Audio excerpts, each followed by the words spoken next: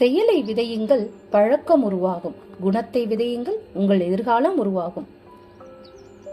Snehithi Subha channel நேயர்கள் அனைவருக்கும் என்னோட ஆத்மார்த்த வணக்கங்கள். நான் உங்கள் தோழி சுபலட்சுமி முத்துக்குமரன். கிருஷ்ணனின் மாயங்கள் தொடர்ல முதல் பதிவுல கிருஷ்ணனோட அடையாளங்களை பத்தி பார்த்தோம். கிருஷ்ணனோட வண்ணம், அவரோட புல்லாங்குழல், மயிர்பீலி, மாலை, இதை பத்தி தெரிஞ்சுக்கிட்டோம். அவரை பத்தி இன்னும் முழுசா புரிஞ்சுக்கணும்னா நாம பாகவதம்ன்ற ஒரு நூலை பத்தி தெரியணும். பாகவதம்ன்ற நூலுக்குள்ளதான் எல்லாமே அடங்கியிருக்கு. பாகவதம் அப்படிங்கிற சொல்ல நல்லா யோசிச்சு பார்த்தோம்னா அதோட பொருள் புரியும். பாகவதம் அப்படிங்கிற சொல்ல பிரிச்சு பாருங்க. எவன் ஒருத்தன் தான் யான்ற கேள்விக்குள்ள விழுந்து தன்னை முழுமையா தெரிஞ்சுக்கிட்டு தனக்குள்ள இருந்தே தனக்கான விடுதலையை பெற்றுக்கொள்கிறானோ அவன்தான் பாகவதன். அதாவது தன்னோட பாகத்தை வதம் செய்து, அதாவது பாகம்ன்றது ஆன்மா, தன்னோட பாகத்தை வதம் செய்து தன்னோட ஆன்மாவை கடை தேற்றிக் கொள்கிறவன் தான் பாகவதன். இங்க வதம்ன்றது சித்திரவதெல்லாம் கிடையாதுங்க. இது தன்னை அடக்கி வெற்றி கொள்ளுதல் அப்படிங்கறதுதான். சரி, பாகவதன் அப்படிங்கிறதுனா என்னன்னு தெரிஞ்சிச்சு. பாகவதம்னா என்ன? அதுவும் சிம்பிள், ரொம்ப ஈஸி. பாகவதம் அப்படிங்கிறது அதாவது தன்னை அடக்கி ஆண்டு கடை தேற்றிக் கொள்கிறவனுக்கு உறுதுணையாக இருப்பதுதான் பாகவதம் அப்படிங்கிறது. அந்த பாகவதத்தை நமக்கு கொண்டு வந்தவர் யாரு? அவரு வியாச முனிவர். இவர் பராச்சர முனிவருக்கும் ஒரு மீனவ வளர்ப்பு பெண்ணான மச்சகந்திக்கும் விசேஷமான ஒரு கிரக சஞ்சார நேரத்துல கருவா உருவாகி பிறந்தாரு.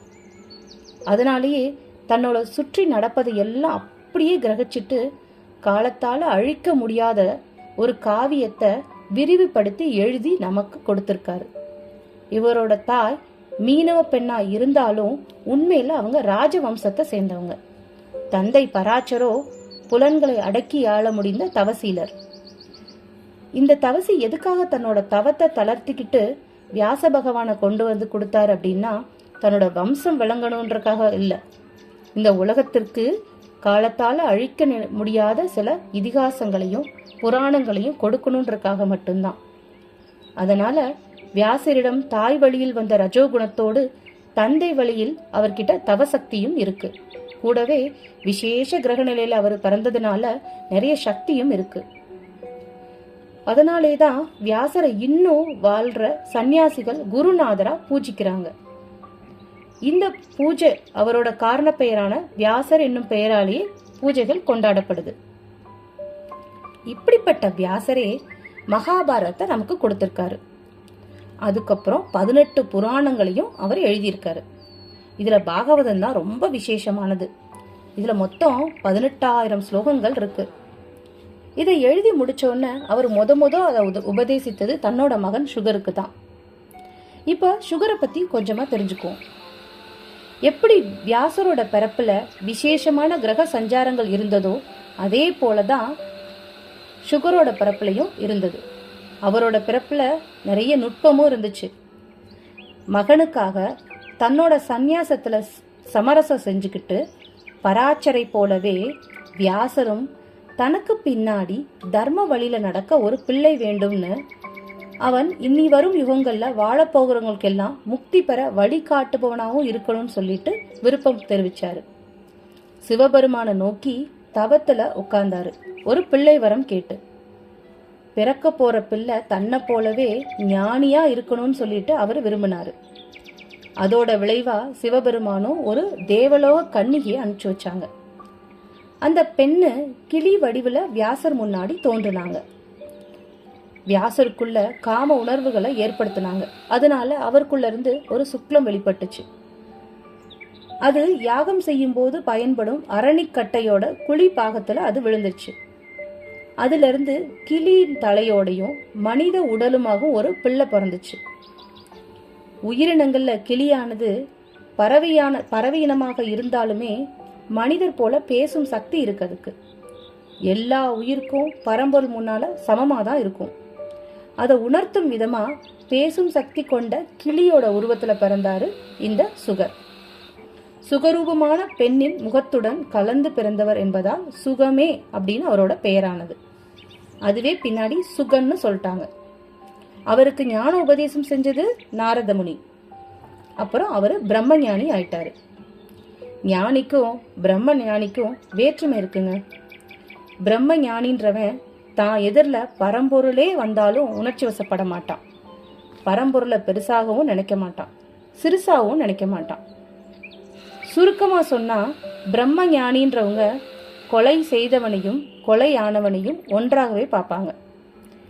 இந்த கொலை சம்பவத்தை கர்ம செயலாகவும், இருவர் பின்புலத்திலும் அவ்வாறு நடந்துட என்ன காரணம் அப்படின்னு யோசிக்காமையே அவங்க தெரிஞ்சுப்பாங்க. 2 பேருக்கும் பாரபட்சமே பார்க்க மாட்டாங்க. இதை சொல்லி புரிய வைக்கிறது கொஞ்சம் கஷ்டம். ஒரு பிரம்ம ஞானி அவங்க நடந்துக்கிறத பார்த்தா நம்மளால உணர முடியும். பிரம்மாவோட புதல்வர்ல ஒருத்தர் சனத்குமாரர். அவர் ஒரு பிரம்ம ஞானி. ஒரு நாள் பிரம்மாவும் சரத்குமாரரும் ஒன்னா உட்காந்து அவங்க பேசிக்கிட்டு இருந்தாங்க. அப்ப சிவபெருமானும் பார்வதியும் வந்தாங்க. பிரம்மா அவங்கள துதி செய்து வரவேற்றார். ஆனா சனத்குமாரரோ அமைதியா உட்கார்ந்தாரு. அப்பா வணங்கிட பிள்ளை மட்டும் வணங்காமல் ஏன் இருக்கு அப்படின்னு பார்வதி தேவி கேள்வி கேட்டாங்க. ஒரு பிரம்ம ஞானி ஒன்றை உயர்வாக கருதி துதிக்கவும் மாட்டாங்க, இழிவாக கருதி வெறுக்கவும் மாட்டாங்க. பரமன்ல இருந்து புல் பூண்டு வரை எல்லாருமே ஒண்ணுதான். பிரம்ம ஞானம்ன்றது இதுதான். இந்த சனத்குமாரர் தான் பின்னாடி சிவபெருமான் வேண்டுகோளுக்கிணங்க அவருக்கே புத்திரனாக முருகப்பெருமானாக தோன்றினார்னு கந்தபுராணம் சொல்லுது. சுகரும் அப்படி ஒரு பிரம்ம ஞானியாக விளங்கணும்ன்றது தான் வியாசரோட ஆசை. அதுக்கு தான் அவருக்கு பாகவதத்தை உபதேசிச்சாரு. ஒரு பிரம்ம ஞானியாலேயே இந்த பாகவதத்தை சரியான பொருளோட மற்றவங்களுக்கு உபதேசிக்க முடியும் அப்படிங்கறதுனால தான் வியாசர் அப்படி செஞ்சாரு. ஏன்னா இந்த பாகவதத்தோட கதாநாயகர் யாரு? கிருஷ்ணர். அவரும் ஒரு பிரம்ம ஞானி. அப்படியே தன்னோட அவதாரத்துல வாழ்ந்தும் காமிச்சாரு.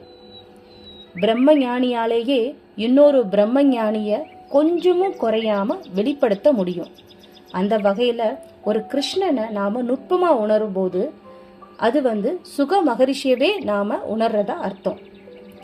இப்படிப்பட்ட சுக மகரிஷி தன்னோட தந்தையிடமிருந்து இந்த பாகவதத்தை கத்துக்கிட்டு அதை எப்படி அடுத்த தலைமுறைக்கு இல்ல அடுத்தவங்களுக்கு கொண்டு போனான்றதான் நம்ம அடுத்த பதிவுல பார்க்க போறோம். இந்த பாகவதம் அறிமுகமானது வியாசர் கிட்ட இருந்து தன்னோட பிள்ளை சுக மகரிஷிக்கு, அது அவர்கிட்ட இருந்து அடுத்து பரீட்சித் மகாராஜாவுக்கு போச்சு. இந்த பாகவதம் மூலமா தான் கிருஷ்ணனோட பெருமை எல்லாருக்கும் தெரிய ஆரம்பிச்சது. இந்த பதிவுல நாம புதுசா கிருஷ்ணனுக்கு அடுத்து வியாசரை பத்தியும், வியாசரோட அப்பா பராச்சரர், மச்சகந்தி தாயார் அவங்கள பத்தியும், வியாசரோட பிள்ளை சுகரை பத்தியும் நாம தெரிஞ்சுக்கிட்டோம். இன்னும் தொடர்ந்து இந்த பாகவதத்தை வியாசர் எழுதி கிருஷ்ணனோட பெருமை எப்படி சுகர் மூலமா பரீட்சித் மகாராஜாவுக்கு கொண்டு போனாரு, அந்த பரீட்சித் மகாராஜா மூலமா தான் நமக்கு எல்லாம் தெரிஞ்சது அப்படிங்கறத வர்ற பதிவுகள்ல நம்ம பார்க்கலாம். இந்த பதிவு உங்களுக்கு பிடிச்சிருந்தா நீங்க லைக் பண்ணுங்க, ஷேர் பண்ணுங்க, மறக்காம சப்ஸ்கிரைப் பண்ணுங்க எங்க சேனலை. உங்களிடமிருந்து விடைபெறுறது சுபலட்சுமி முத்துக்குமரன். எங்க சேனல் சார்பாக உங்களுக்கு வணக்கங்களும் வாழ்த்துக்களும். ஹரே கிருஷ்ணா. வெற்றி உமதே.